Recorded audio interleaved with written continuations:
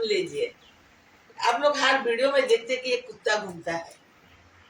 ये जो कुत्ता है ये कहाँ से आया, कैसा आया, मैं भी नहीं जानता। हर বক্তব্য শুনুন, এই যে কুকুর সবাই দেখতে পান ভিডিওয়, কিন্তু এ কোথা থেকে আসছে, কি করে আসছে, সেটা এখন আপনারা জানেন। এই ঘর থেকে যায়। একদিন এক ভক্তের বিয়ের নিমন্ত্রণ করতে আসছে, অনেক অসুখ ছিল, এখানে ভালো হয়েছে বলে ওর বাবা মা এখানে নিমন্ত্রণ দিয়ে গেছে। নিমন্ত্রণ দিয়ে যাওয়ার পরে আমরা সবাই নিমন্ত্রণ খেতে চলে গেছি। কোথায়? মেরিন হলে। मेरिन हॉल दावत खाने की।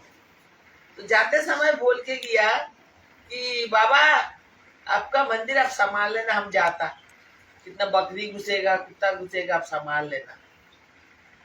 তখন যাওয়ার সময় আমি বলে গেলাম, বাবা আপনার মন্দির দেখেন, আমি আসছি, निमंत्रण খেয়ে আসি।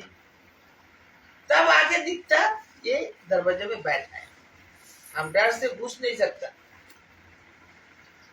उनको इतना डर लगता कि वो काटेगा लगता, लेकिन मन से कोई आवाज आता, तुम इतना डरता मेरा को। हम बोले बाबा ये क्या मन में आवाज है। দাঁড়ায় দেখছি লাগে কি আমাকে কামড়াবে। তখন আমি মনে মনে ভাবি ये কি কুকুর এখানে কেন।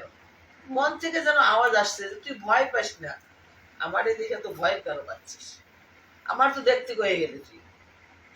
जैसा घुसा दो टांग ऐसा करके मेरा को ऐसा करता, দুই ঠ্যাং এমনি করে আমাকে এমনি করবে।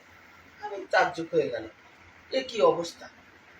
সেই দিন থেকে ওই दिन से एक कुत्ता इधर ही पड़े रहता। इतना भोग सजाओ, इतना लोग आए, ना किसी को काटेगा, ना किसी को भूकेगा, ना अंदर घुसेगा। এত লোক আসে, কাউকে না ডাকবে না কাউকে কাজ, এত ভোগ লাগাই রাখি, কখনো মুখ চলে। এখন ওকে কি করে তাড়াবো বলো। হয়তো সবাই মনে করতে পারো যে এই মাসিমা মন্দিরের ভিতরে একটা কুকুর রাখছে, কিসের জন্য? সব ভিডিও কুকুরটা আসে। এই জন্য সবাইকে অনুরোধ করে বললাম যে ও নিজের থেকে আসছে, এই মন্দিরকে সামলায়। মদ খাওয়া মানুষ আসলে, নেশা খাওয়া মানুষ আসলে তাকে তাড়ায়, রাস্তা থেকে যদি নেশা খেয়ে গাড়ি চালায় যায় তাকে তাড়ায়।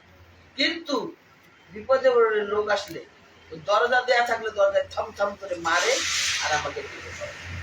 আপনারা কিছু মনে করবেন না যে কুকুরটা যেন বন্ধুকে পড়ে থাকে মাসিমা তাড়ায়। নমস্কার, সবার কাছে অনুরোধ করি।